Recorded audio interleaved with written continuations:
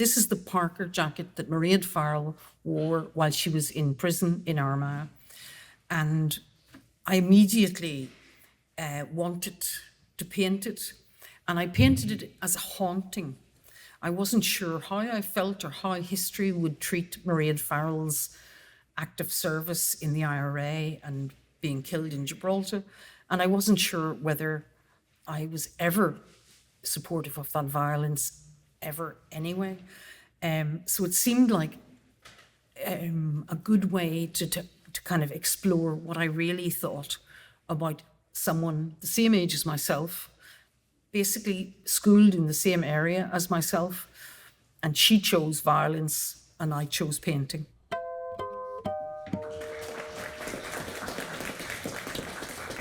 Good evening, everyone, and you are most welcome to the Lowell Humanities series. I am Sheila Gallagher, and I'm an artist, and I teach in the studio art area here at Boston College. And we are absolutely thrilled that Rita Duffy is here. Rita has been one of Ireland's most groundbreaking and prolific artists. In 2011, she was awarded the Leverhulme Fellowship to work at the Transitional Justice Institute at the University of Ulster. And in 2018, she was recognized for her contribution to the visual arts in Ireland and elected to Aosdana, Ireland's elected people of the arts. Please join me in welcoming Rita Duffy.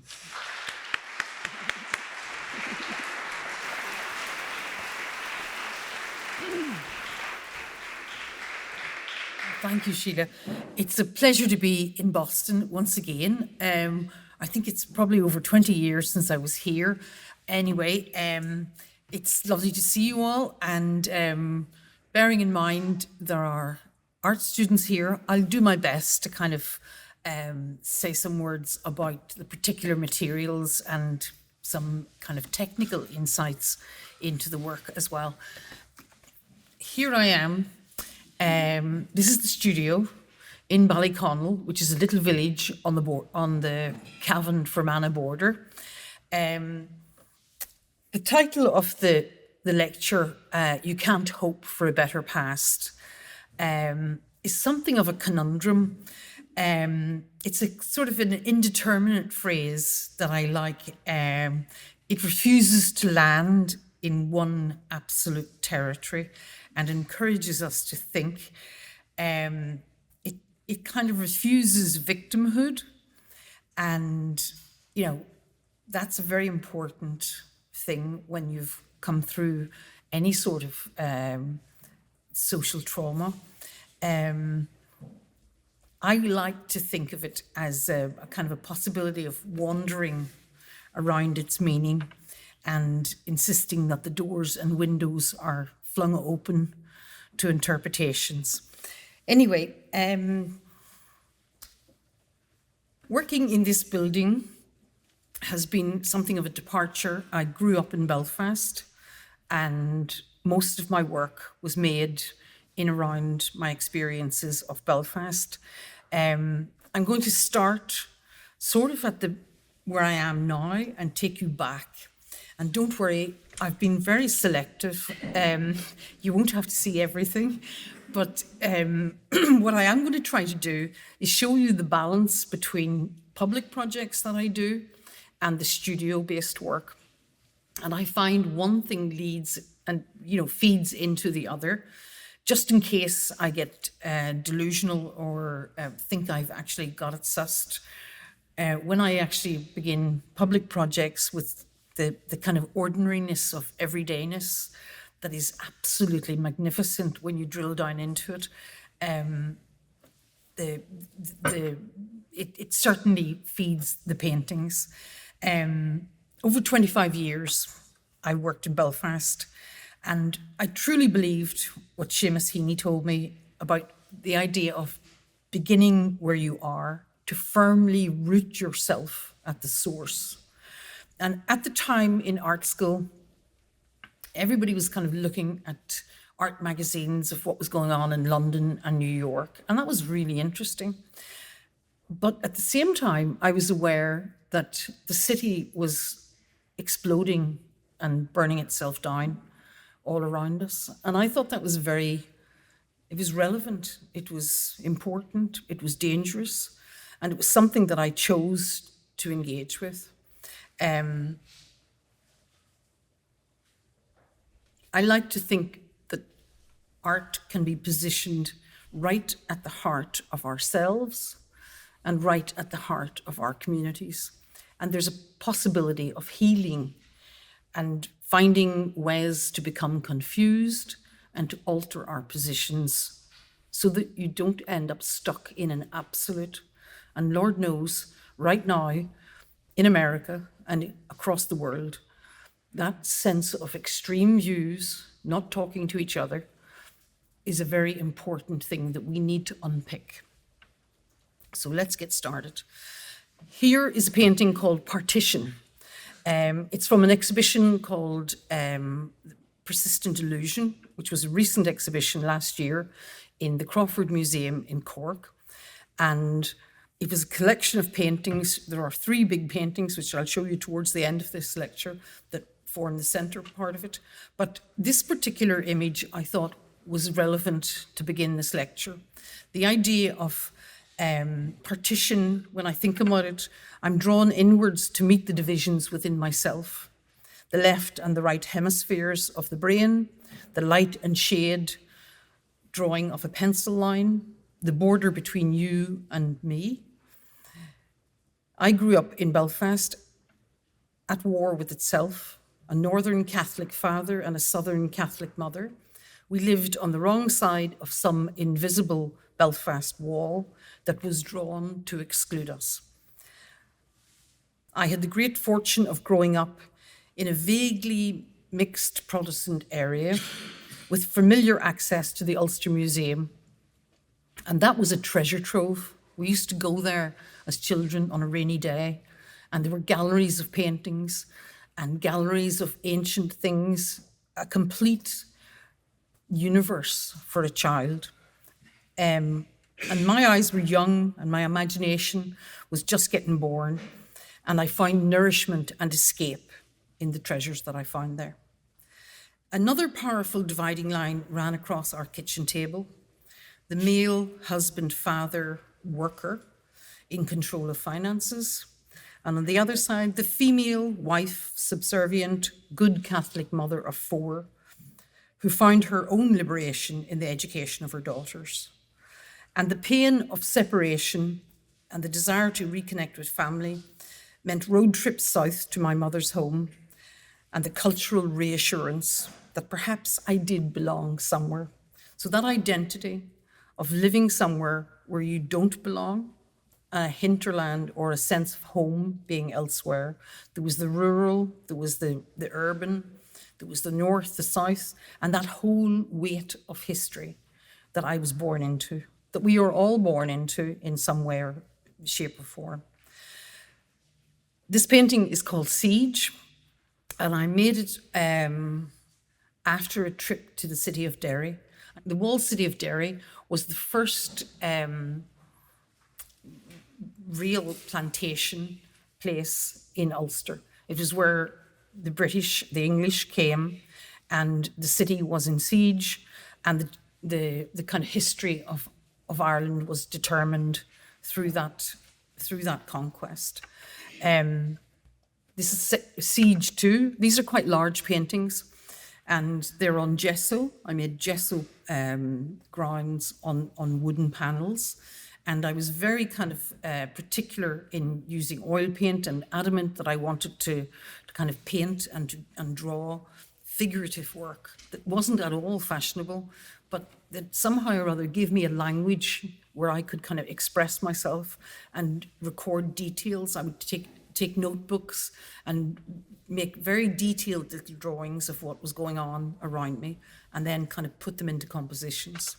In this painting, it's really a deliberation on the barricade replacing peace lines in Belfast, a working class mirroring of community, deprived community and division, conquered by sectarianism, described by someone as a narcissism of small difference. It's shaming to think that these peace line walls persist, even through our our peace process. And they still cast shadows on the skins of people living on either side. In Belfast at times, during these works were made during the late 80s, early 90s, and having kind of studied the work of George Grosz and Otto Dix, I was convinced that somehow by recording, by reflecting what I was seeing, somehow I could change something, or I could certainly navigate my way through it. I made a series of these large drawings, charcoal on paper with some ink. I mean, that whole experience of art school was very strange. There was no sense of connection with what was going on around us.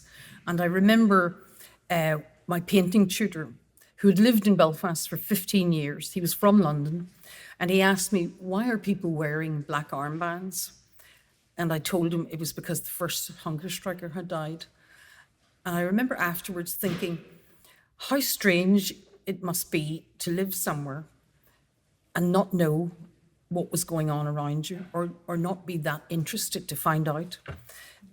And that was a very important conversation for me, because it seemed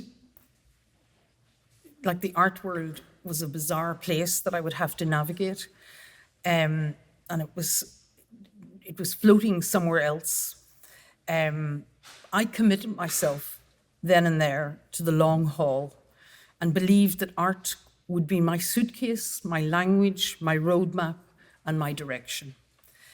There were something like 40 of these large drawings. A selection of them has found its way into the Imperial War Museum. I would have preferred it if they had all stayed together and they had all gone into the Ulster Museum. But the Ulster Museum was a treasure trove that inspired me in the beginning, but has its own kind of transitions to make. Mother Ireland on the left, Mother Ulster on the right. The long-suffering, overburdened female was an iconic figure that I grew up with. Recognizing her in my own mother and her 5 sisters, I saw strength in these women and something of the ancient matriarchy that was always in Ireland, but curtailed and suppressed and betrayed by a cruel, joyless religious domination of fear and guilt. There was no love for women.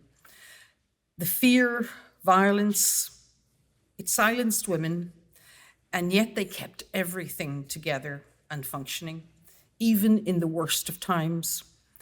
Whatever you say nothing, led to a rich interior world of quiet observation for me. So these big iconic women had similarities. The one on the left, Mother Ireland, was based on my Auntie Nan, who lives in Mayo.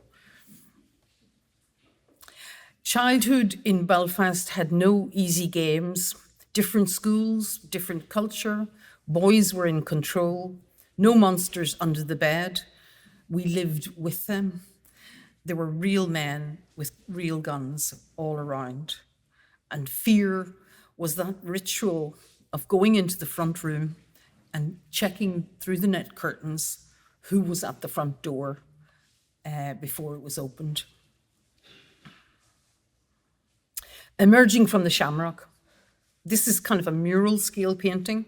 It was inspired by Anne Crilly's documentary, Mother Ireland, and included archive footage from the Rose of Tralee beauty contest.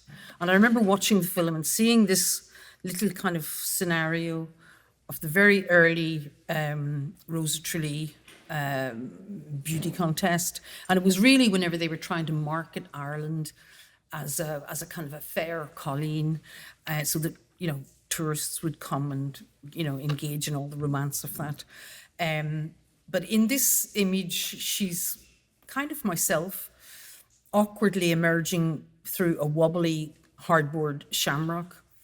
Ireland portrayed as this colleen, and the military men, the hunger strikers, the clergy.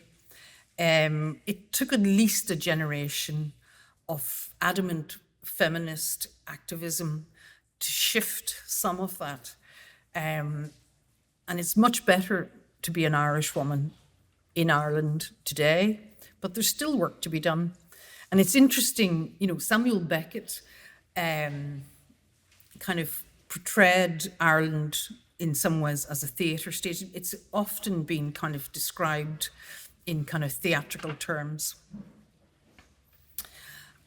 Having worked through the 80s, 90s on work that was very, very specifically inspired and concerned with Belfast and the North, I began to kind of think about how what we were experiencing was relevant beyond. I was very interested in that idea of the local, the detail of the local, speaking to the universal, the global experience. These paintings are quite large, 6 foot by 4 foot. Banquet is on the left, Plantation is on the right. Banquet features a family dinner table, or perhaps the conference table around which peace talks are facilitated. Certainly the coloration alludes to sandy, sun-scorched places well beyond Ireland. British watchtowers once stood guarding contested territory in the north of Ireland. And I think particularly of a British Army base in West Belfast that the local people called Fort Jericho. And obviously there was connections there with the story of the walls of Jericho and such. Happily to say now that Fort Jericho no longer exists, and it's actually a business park. The Troubles brought that heavy security presence along border roads, and movements were closely monitored. Unapproved roads were cratered and blockaded, and British Army surveillance towers monitored conversations, lenses trained into living rooms and read newspapers over shoulders. Whole townlands in South Armagh swapped door numbers to confuse the occupationary forces. And high above the main Belfast to Dublin road stood a fortified billet box. Faughard was the local Gaelic word for that particular hilltop, and it was Golf 2 in British Army speak. And I heard Seamus Heaney give a lecture, and I came away totally inspired by, with the idea of art transforming. And I had this notion that somehow or other, as the British Army were leaving, we should keep one of these army bases and turn it into an artwork. Anyway, I got in touch with the Northern Ireland office and put the idea forward. And to my surprise and delight, I met Colonel Harbour, who insisted on me coming down, asked which watchtower I wanted, and I travelled down to South Armagh and was taken by helicopter to Faughalittra or Golf 2. And basically he stood and told me that it was all theatrical. It was important to look good from the outside, but the only bit that was fortified was that top little cabin. The observation devices and the listening devices were taken away and relocated to Iraq. It was very, very interesting because I managed to convince the local Sinn Féin representative that this was they thought it was a great idea, and the British Army thought it was a great idea as well. And I had to kind of keep a balancing act going.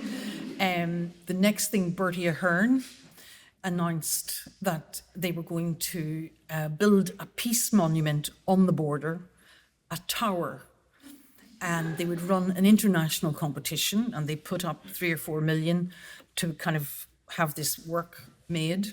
And then the Celtic Tiger died on its feet, and it didn't seem like such a good idea to spend that money on an artwork on the border. So sometimes art projects are about the journey that you take, the people you meet, and how it kind of illuminates and inspires. as opposed to something actually getting built in that moment. And it did seem like a good idea, but sometimes the best projects fail, and you learn much more through failure than you do otherwise. I managed to talk my way into the billet box, and I don't know if you can see, well, you can't see on this slide, it says South. And I imagined a young squatty from Birmingham sitting in that billet box, watching the road, not quite sure which direction he was looking. So literally, the South was written on one wall, the North was written on the other. There was West and there was East. And the mountain that you can see here is the ancient passageway into Ulster where Cuchulainn defended the Black Pig's Dyke. So there was always that sense of division and separateness.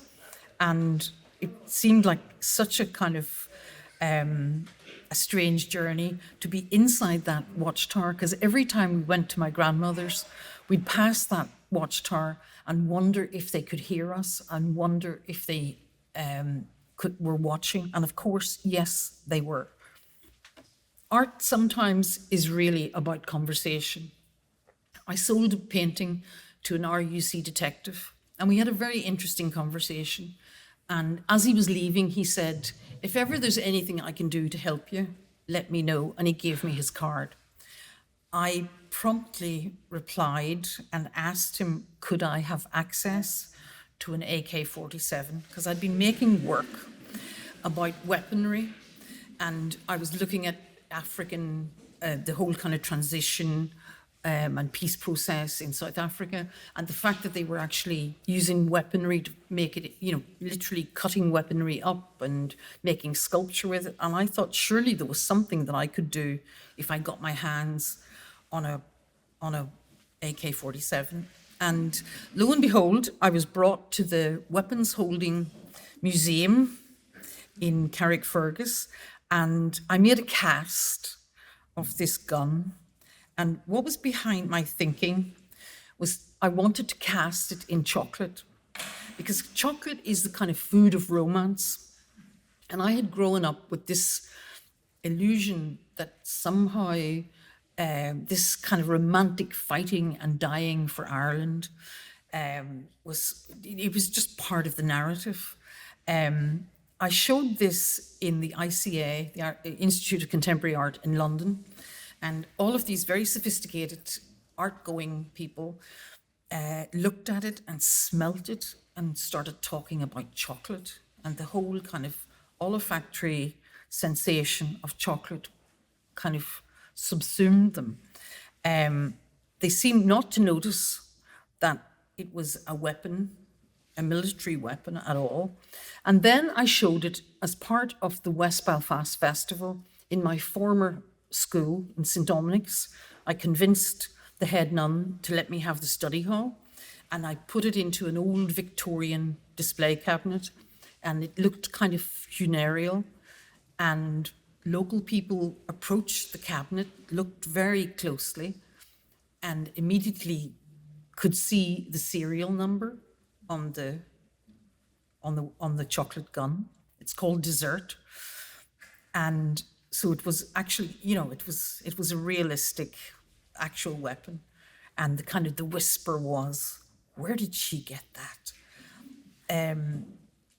It's kind of interesting how the same piece of work can be so totally different in two locations, two different populations.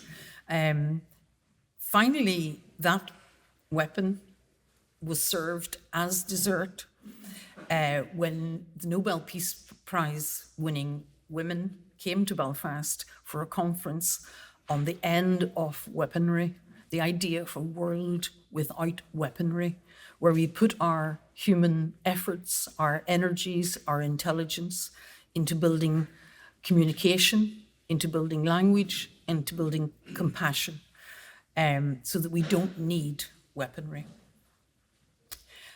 One of the public projects that I've selected to show you is called Drawing the Blinds. In the Lower Falls, there's a very famous tower block called Divis.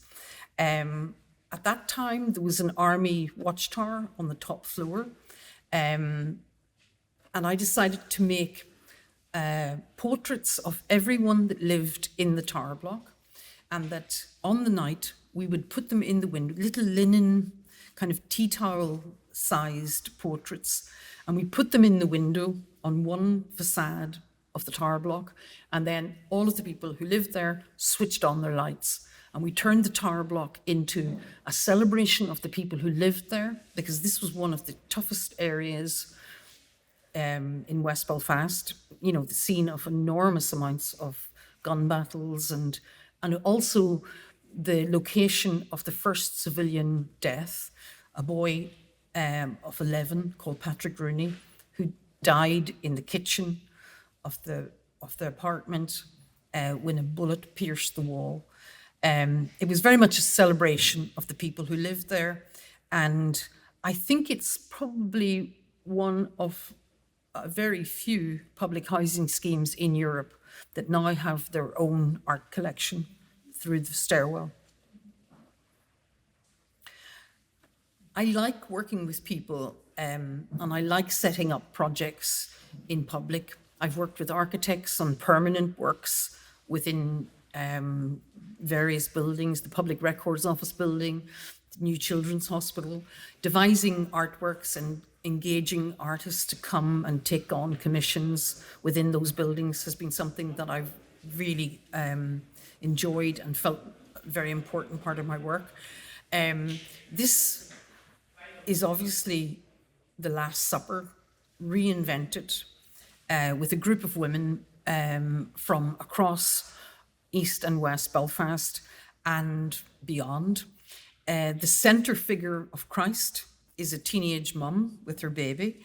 The whole idea was to kind of empower and to represent the various women in Belfast that have been somewhat neglected. Mary-Ann McCracken is there on her mobile phone. Mary-Ann McCracken was a woman in Belfast who was adamantly against slavery, and one of the early Presbyterian voices that stopped slavery coming into the port of Belfast. So there's a whole kind of treaty there of different aspects and different women from history. Dressing up and taking photographs is a wonderful way to kind of engage people in an art project. Here we have Gerricolt's The Raft of the Medusa. This was made more recently. It was in around the time of Brexit. I was obviously working in Ballyconnell in the old courthouse, and I got a group of men who lived in around that area on the border to come to the studio, and we put together this photo montage recreating the Raft of the Medusa with that famous French painting. And you can see here on the right-hand side, Titanic is kind of on the horizon, coming to the rescue. You're allowed to kind of reinvent narratives as an artist, and the best art comes when you open up the story and kind of imagine kind of other endings. Anyway, on this raft, nobody starves, and in the Raft of the Medusa, which was based on a true story, it got darker than starving. The local butcher let us have a couple of carcasses of lamb on the Saturday afternoon we were working. There are carrots on the left-hand side. There are onions in another bag. So we have the ingredients of Irish stew on board that raft, including a whole collection of the remnants of various flags taken off lampposts in Belfast and brought down to the border for this project. Thaw. At one stage, Ireland or Belfast was bidding for European Capital of Culture, and I actually took it very seriously because I thought what we had actually experienced in terms of cultures conflicting was something worthwhile exploring in a European context. And I was told that there was the possibility that we were going to rebuild the Titanic. And this was a politician from East Belfast who kind of whispered that to me. And I said, that's very interesting, Michael, but, you know, it's a bit repetitive. What we really need to do is engage with the iceberg. And for me, that, you know, he kind of was a bit confused, but when I think of that story, when I think of that narrative, and remember, the Titanic is the third most recognized word on the planet. The first two are probably Pepsi and Coca-Cola. So you realize that within that narrative, there is something that kind of reaches a global population. And right now, with kind of the state of our climate, we really need to address as many people as possible. So within that kind of suggestion of bringing an iceberg to Belfast, I was trying to kind of create the alchemic opposite of all the burning fire and hatred that had gone around the world representing my community. I wanted to create something of a memorial to all the suffering. I mean, Dante describes the deepest descent into hell as being alive but held in ice, unable to think or to feel. And to suffer and to be traumatized, to describe that as kind of being held in ice, I thought was quite eloquent. And obviously the other one was to connect up that local narrative about failing to respect nature will never work out for us as humans. And to kind of to do something that shifted that permanent collision. It's as if the Titanic is permanently stuck in that moment of collision. Anyway, it got support or kind of antagonism. I knew it was an interesting project because there was nobody kind of that was in the middle. It was something people either got or they didn't get. And obviously we didn't bring the iceberg to Belfast, but a little bit of that project filtered out into the global media. And I got phone calls from Japan, Russia, Australia. They were, anything moves on this project, we want to be there. And it is possible to move icebergs. I did look closely at icebergs. And then I kind of came to the conclusion that perhaps the iceberg was already in Belfast and that somehow or other it represented a state of sectarianism that we still need to address. Even our peace process has not thawed that legacy. And it's that historical legacy that we need to, on a daily basis, address. Anyway, the iceberg continued to pulse in my work, and I found other ways of describing what I was kind of thinking about. I went to Harland and Wolff, the shipyard that built the Titanic, and I spoke to the director and asked him, could I buy the iron deck plan of the Titanic? And he made me sign a document that I would only use it once. I paid for the design and I assured him that I wasn't going to build a Titanic in my back garden, but rather I would, now I think maybe you'll see better, rather I would repopulate the space of this beautiful nautical architecture with imagery gathered from my notebooks, gathered from images around Belfast, different kind of protests and parades and assassinations. And there in the center of the ship is Titanic, or is the iceberg. This is a drawing, an ink and graphite drawing. It's about 30 feet long. Drawing is something that has always been my kind of go-to. My first, it's thinking through the hand for me. It's a way of taking what I'm thinking about out onto a page. And sometimes I'm not sure what I'm thinking about. The drawing reveals itself. It's a beautiful meditation drawing. This is a very large drawing called Laundry, made in 2012. It was part of an exhibition in London, and it was one of several very large drawings that I made while I was on an artist residency up in the Norwegian Arctic. I was contemplating icebergs and vast landscapes of frozen whiteness, and out came the imagery of Ulster linen, the bleach greens of my cultural experience, laid out in whiteness, billowing white sheets on washing line, frozen in a moment of subterfuge, dark deeds, and the blinding glare of revolution. The line hoist pole transforming itself into a destructive petard. The petard was the French way of throwing a bomb. You would tie the explosive device onto a long pole and swing it against a castle wall and throw it over. And quite often you were hoisted on your own petard. It damaged yourself more than it damaged the wall of a castle. Anyway, very happily, the Chinese Cultural Olympiad bought these drawings and awarded me the gold medal for Ireland in their year of Olympics. Textiles and clothing have been a constant theme in my work.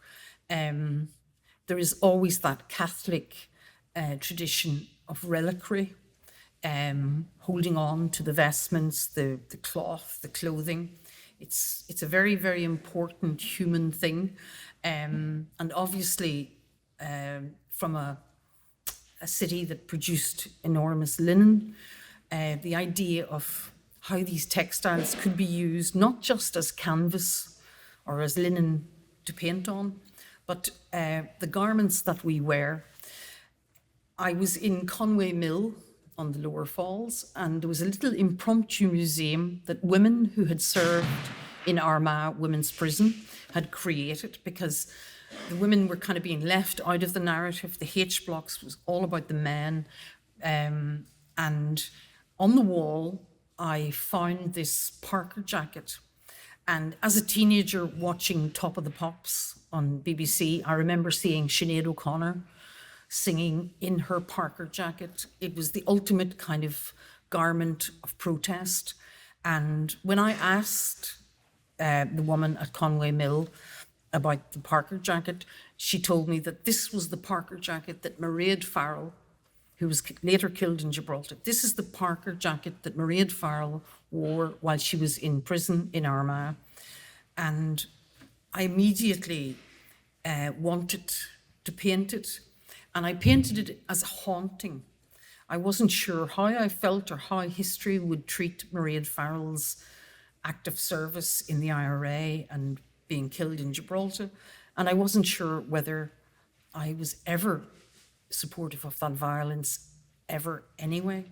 So it seemed like a good way to kind of explore what I really thought about someone the same age as myself, basically schooled in the same area as myself, and she chose violence and I chose painting.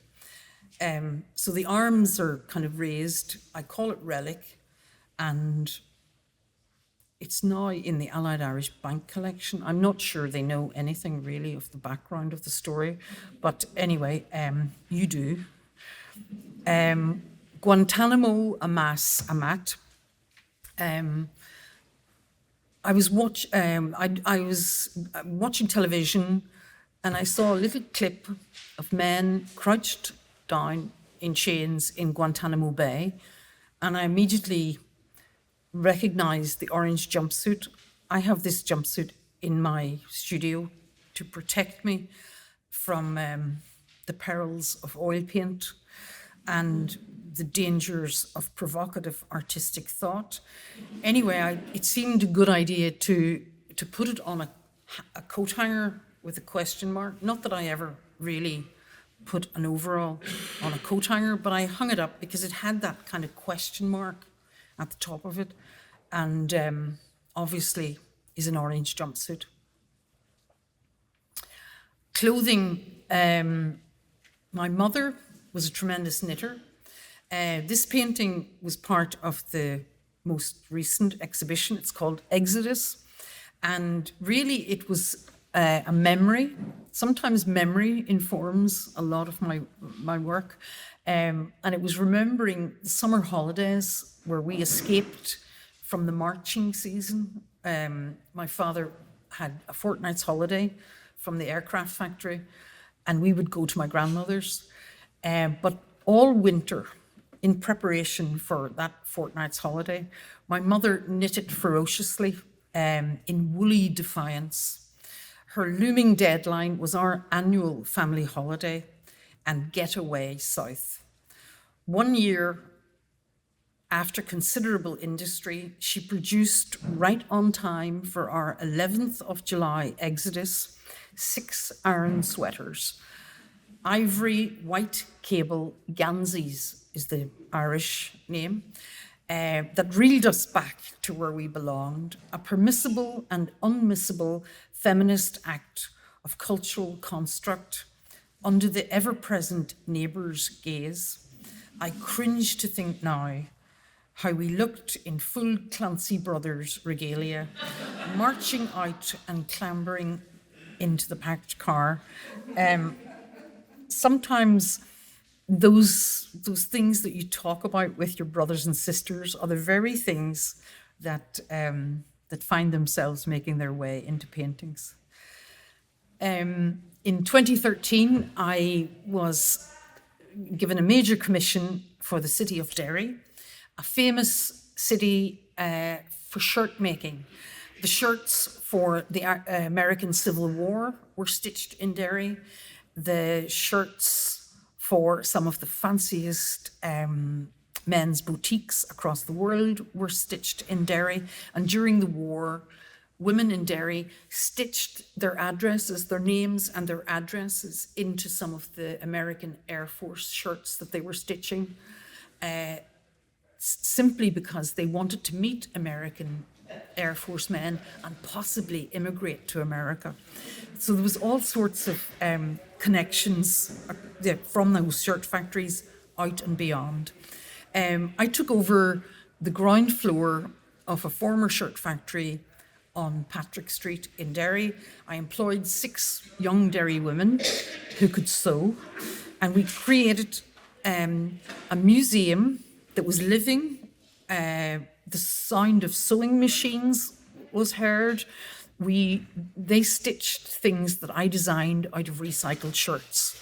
And we created a whole project that specifically targeted older women in Derry who had worked in shirt factories. Like, we put on pampering days and laundry days and come and get your hair done, so that they would come in and tell us the stories, tell us their narratives. And we recorded it, because up until this year, there wasn't a single monument or tribute to those women who worked for generations in shirt factories.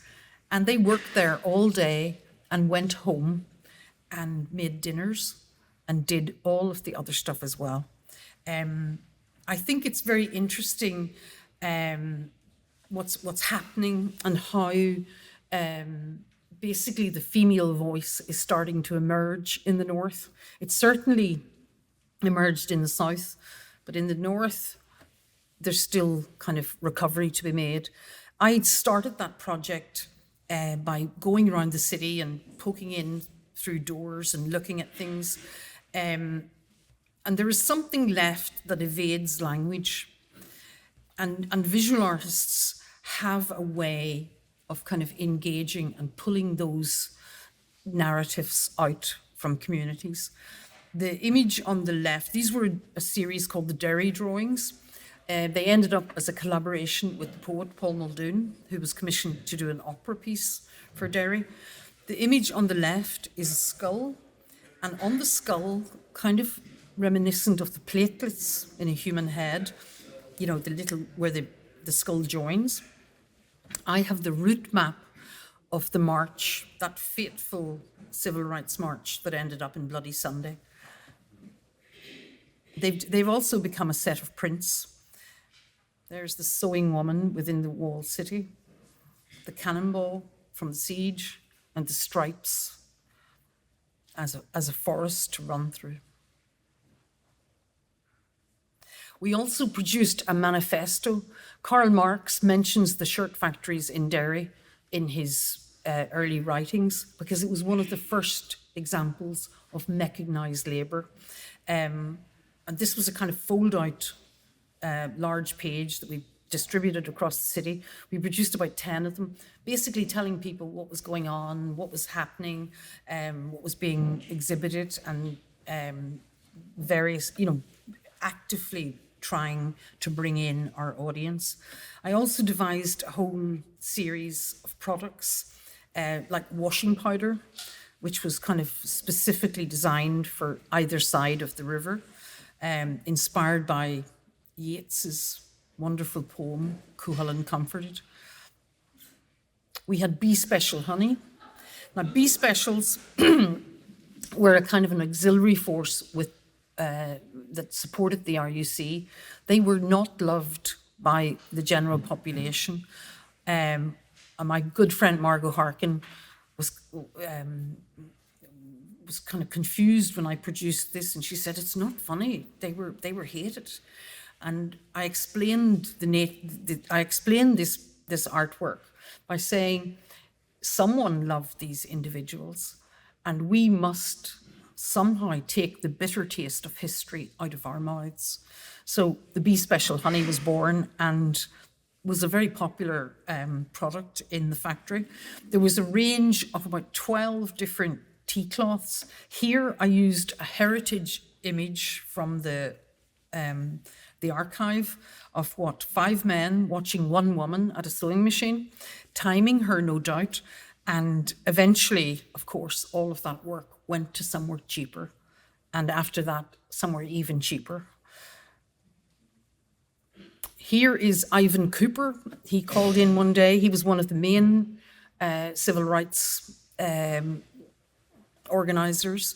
And the image on the cushion is the very first poster for a civil rights protest in Derry. I reproduced it. I had digital reproduction of the poster, and on the back of it, we used the front of a man's shirt. We recycled the front of a man's shirt. And Ivan Cooper told me that he could never have got the civil rights movement off the ground if it hadn't been for the women working in the shirt factories willing to listen, lay down tools, and come out on the street and strike. So without those women, it might have been a very different picture, because the economic pressure that it put on the peaceful protest put economic pressure, and they had to address the very, very unfair social order of things. I show this slide because that project and the methodology behind that project was growing and became very important. And it was invited to the mattress factory in Pittsburgh, the Mattress Factory Museum in Pittsburgh. I wanted to get young African-American women to come and make the products with me. But unfortunately, they didn't seem to frequent the museum. They didn't really seem to think it was their territory, and they had no access to it. I don't know if you can see terribly well, but there is a Martin Luther King, I Have a Dream pillow. And I went around thrift shops and I bought all the shirts I could find in various shades of brown and gold and kind of with African prints. And we did the same thing, but it was kind of a partner to the civil rights cushion, because there is that duality between the struggle in Ireland and the civil rights struggle in America. This is the Thaw cabinet. It's filled with produce, all to do with anti-sectarianism, and it was born out of that iceberg project. We have Ulster vinegar, bitter to the last drop. I've got Padraig Pierce pasta sauce, which is a very anti-war things. We've got border butter beans with a handsome terrorist. We've got Bridge Over the Troubles water. And down in the bottom, we've got dry your eyes tissues. The idea, there's a phrase in Belfast, if you're complaining too much, someone will eventually say to you, oh, dry your eyes. And the idea of kind of overcome your difficulty, go forward, get past the trauma, because victimhood is not a place to reside in. I won a big commission from the government in Dublin 100 years after the rebellion. I opened the souvenir shop and we created an entire shop this time. It was not about anything else, just the products, just the shop. And in that, I bought military medical kits, boxes, that field stations, I think they're called. And we put all the contents from the shop into these field stations and distributed them to counties right across Ireland with products like, on the right, the Rise Up baking soda, the Black and Tan boot polish for the big boot of Empire, the Free State jam. I worked with the Irish Countrywomen's Association where they made jam. And if you've ever seen someone injured from a bullet wound, it looks a lot like raspberry jam. On the right-hand side, there's Rebel Razor shaving cream, and the strapline is, for Ireland's sake, turn the other cheek. This is my grandfather. He was killed in the Battle of the Somme. And in one family, I had a Republican, two Republican uncles who fought in the rebellion and a grandfather who fought in the First World War. And it was at that time that the idea of a kind of a free and independent Ireland emerged. And most of the men fighting, most of the Irish men fighting were in France in the British Army. And it was very interesting. My grandfather worked with a Jesuit chaplain, and there was a whole kind of revelation of what they were doing, and came from Belvedere College, so I kind of think I should mention that here. But the idea is, like, how do we face our past? How do we survive our present and develop meaningful change in our communities without the inventiveness and the courage of art? And in each of these little envelopes is a collection of sticking plasters.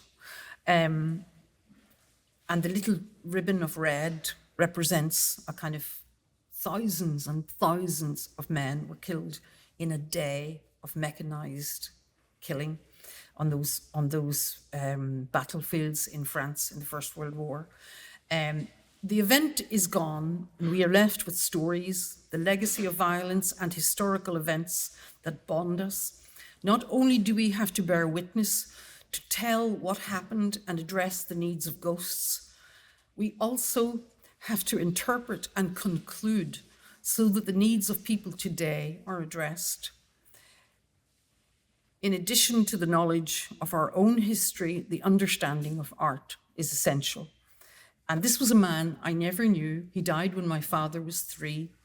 And it just seems like this catalogue of battle and war goes on forever. Two of the most popular tea towel designs, they were tea towel stroke sewing kits. On the left-hand side, we have the Unite Ireland Peacefully sewing kit, where there are instructions to kind of cut carefully around the border and kind of with due attention and sew Northern Ireland back onto the rest of Ireland. That probably has been our most popular product, which augurs well for the future in that people have a sense of humour and there is a desire, it's a kind of a natural desire for things to come together. On the right-hand side is the Countess Make Your Own Markovich. And Countess Markovich was one of the female revolutionaries who recommended selling off your jewels and buying a revolver. And I couldn't decide whether she'd have been better off staying in her fancy frock or whether she could have mixed it up a little bit. And as a child, the comic that I used to love was the Bunty, and at the back there was a page where you could cut out the girl and then dress her in all these little paper clothes. So I was kind of playing with the idea of revolution. And I think most revolutionaries do play with the idea of changing the world overnight. As we all know, it takes a long time to make any significant change in society, and sometimes they're more urgent than others. This is a series of drawings I made called The Emperor Has No Clothes, and it was during lockdown. I was resident in Trinity and I had to stay at home, and I'd been listening to the news and that repetitive cycle of depressing, anxiety-making news footage, and I turned it off and I decided I would make some drawings. And I started making these drawings that were specifically about what was going on in America. And you will remember who was president in 1921 or in 2021. The Emperor Has No Clothes is a wonderful childhood tale of pomp and splendor and it being undercut by simple honesty. These drawings are quite small and they're very intense graphite on paper. And I'll just take you through them. We've got evidence of COVID. I don't really need to say terribly much about these. I hope you're getting them in good detail. Obviously, the cheese grater becomes making America great again. There's irony, and in the kind of age-old tradition of Daumier and Hogarth, I was trying to kind of create images that provoked and that certainly made me feel a little better than just listening to the news. And out of these came the centerpiece of the exhibition in Cork, which is a trilogy, Land, Sea and Sky. This is called Epiphany, and it's a covered wagon presented as a symbol of the courageous pioneer or the grasping colonialist, a reworking of the American dream. Go west, young man, there's a new world, land for the taking, and the forced resettlement of others. Chained in racism and poverty, yoked into the working profit out of that very same land. These are very detailed paintings, and you probably could see them better on the website.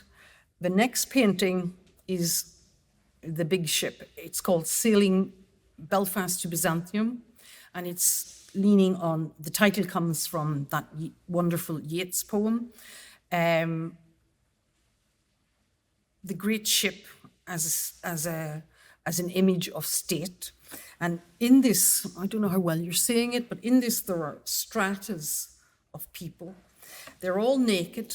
There was always that kind of tradition in painting where on the very last day, you would be wed in terms of whether you went to heaven or hell. There is no sense of social standing.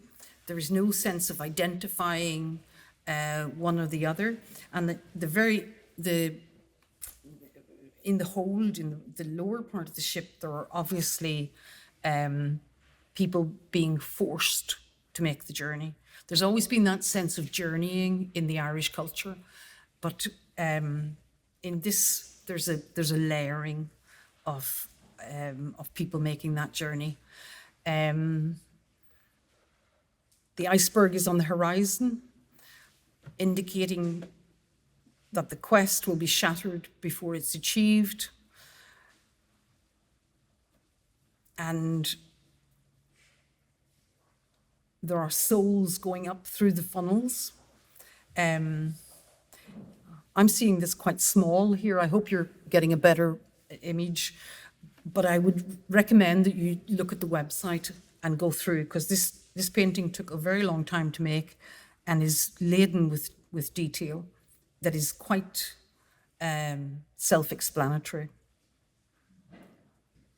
An ornithopter, which is like the big bird, kind of recalling the exit from Kabul, but also the idea of anguish and desperation of those who are driven by war and by economic deprivation, by climate catastrophe, to undertake dangerous journeys, to find a better life elsewhere. Countless generations of Irish have done this. The image alludes to the migratory journey of birds, the lengthy or permanent change of habitation, along with a concurrent association with hybridity, a sense of belonging, a sense of conflicts of culture. There are references to Goya. I could probably give a lecture on just those paintings alone. However, I think I'm probably overdoing my time a little bit. And I'll finish on this image. Beyond the rigid absolutes of nationalism and the dangerous chaos of climate degradation that we are creating, I'd like to suggest food is preferable to flags. And in the light of the genocide and the madness happening in the Middle East at the moment, I want to quote Arundhati Roy as my final summary. The only dream worth having is to dream that you will live while you are alive and die only when you're dead. To love and to be loved, to never forget your own insignificance, to never get used to the unspeakable violence and the vulgar disparity of life around you, to seek joy in the saddest places, to pursue beauty to its lair, to never simplify what is complicated or complicate what is simple, to respect strength, never power, and above all, to watch, to try and understand, to never look away, and to never, never to forget. Thank you very much.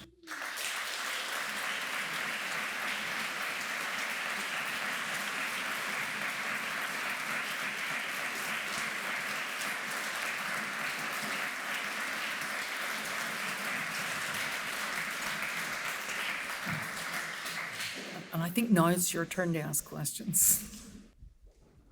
Rita, I like that a lot. You're a mischievous woman. Thank you. Yeah, exactly, and it's a great thing to be. And the humor, which is always there, and the irony, and the thought-provoking that it arouses. And that made me think about the limits of humor. And are the limits of humor becoming more narrow in our time? I was wondering if you encounter that at all. I mean, at certain moments, obviously, you've encountered people like Margot Harkin who tells you that's not funny, and a debate starts, which is interesting, right? At times, when you did, for example, The Last Supper, well, we've seen, let's say, last summer in the Olympics, if you do a scene which might seem to mimic The Last Supper, that causes a debate. But the reason I'm asking whether that narrows the horizon is there's also an age of outrage and heightened sensibilities, and sometimes real outrage and sometimes staged outrage. And if you encounter that as people taking offense from humor and not willing to engage with it as opening discussion, but rather using it as a moment for closing discussion, I mean, are the days of irony almost over? I don't think the idea of the age of irony is over. I think as human beings, we know when we're being lied to, but we prefer not to recognize it because it's difficult. If someone is lying to you, it creates a certain kind of cascade of thoughts. On the one hand, it's kind of insulting. On another hand, you want to protect yourself. And it's almost like you have an inbuilt radar that kind of prefers to think of the truth, or prefers to, and that's why people don't actually whistleblow more often, because it's uncomfortable. Like, what is the truth? And when you're confused, people tell you lies in order to confuse you. And sometimes I think humor is a way of gaining time to think things through. It's also a way of not taking things too seriously, so that you can actually buy time to think what's important, what you really believe, and eventually make a decision. I think irony puts things into focus in a certain way, and it's different for different individuals, and it's different in different circumstances. I mean, how important is it? If it's on just a one-to-one basis, it might be that it's awkward and problematic. But when it's kind of at a national level, I think then we've got to feel uncomfortable, very uncomfortable. Thank you so much, Rita. The question is in regards to how you kind of negotiate public collaboration in your work, and the extent to which, and not only is it forthcoming, but how much you want to center that. I was thinking of the Divis Tower, the illumination of that. My granny grew up in the Divis. She was part of the Divis Residents Association. And the portrayal of that was the portrayal of that, particularly in the British media, was that it was a den of paramilitarism, parasitical entities, and the idea of using art to give it a different perspective. I think a lot of the time you were speaking about the difference in the portrayal of the AK-47 at Fela, the West Belfast Festival, versus in London. How important is it for you to feel that the public has buy-in and feel seen in the art that you produce, rather than sometimes ostracized by it? Because I'm not within the artistic subject myself, but I find sometimes people can feel distant to art or ostracized by it because they don't have a level of understanding in it. How do you negotiate collaborating with the public in terms of the art that you produce? Thanks. I'm hoping that your grandmother was one of the people that was in that project. I'll go through the images with you. No, I feel very committed to kind of bringing as many people in as possible to art projects. I don't do the work specifically for an audience, but it is part of the completion of a circle. I mean, art is a form of communicating, and I don't like just showing work to other artists in kind of very spacious, lonely galleries. And we didn't have a huge gallery going population in Belfast, and I still don't think there are enormous amounts of people going into galleries in Belfast. And I had to find a strategy around that. I either accepted that that's the way it was and just be an artist and make work and have nobody look at it, or find ways outside and beyond. And I'm really glad that I actually kept working within community context, because now I realize right now in the art world, it is absolutely on target, fashionable to have art in and engaging with communities. We've kind of come to the end of some sort of elite ego thing, which is pretty good. How do I negotiate that? I mean, I kind of had this idea, wouldn't it be great if I could do something in Divis? And again, it was inspired by a poem that Michael Longley wrote about Jared Dillon, who was an artist that my father knew. He lived in a small house on the Falls Road, and at night time would pull down the roller blinds because the window was right on the street. And the local children would come round because he had decorated his roller blinds with all sorts of little images, and it was a lantern.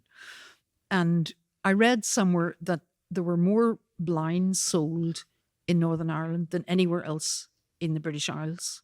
And I kind of thought, I wonder, is that because we're afraid, and that memory of going into the front room and checking who was knocking at the door before it was answered through the net curtains is kind of almost an example of that level of subconscious fear. So I decided that it would be wonderful if I could convince the people in Divis to let me turn that facade into a lantern.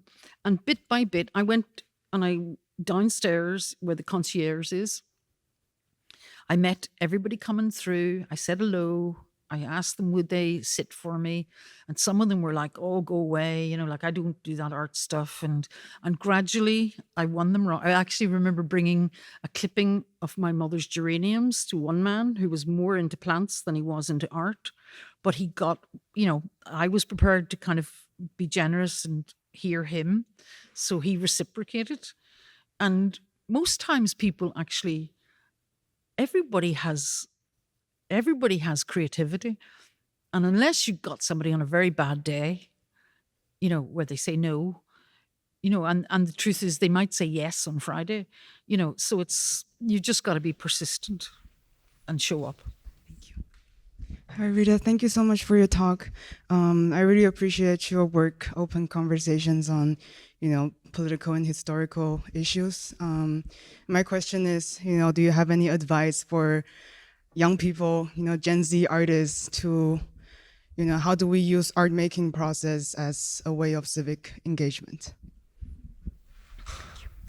Well, I think, as I said earlier, I think it's important on a daily basis to ask yourself what you're doing, what's the function of what I'm doing today, and to somewhere in your head always remember that, you are the new generation of artists and you are needed in our society more than probably ever before. And that kind of creative thinking will build empathy and compassion. And you won't do it all in one go. Basically, what I've shown you is the kind of a selection of work of over 40 years. So it doesn't happen overnight. And gradually, each project, each year, you get better and stronger and smarter about how you approach things and wiser about how you engage with people. And you learn so much from falling down and getting back up again. Falling down is really, really important because projects don't always work out. But that doesn't mean to say they're wasted. Icebergs don't tow themselves into Belfast because one woman has a string on it. But it can pulse in different ways. And your subconscious bubbles up all sorts of things that need to be said for you. And if it needs to be said for you, you can be well sure that there are other people on the planet that are experiencing exactly the same thing.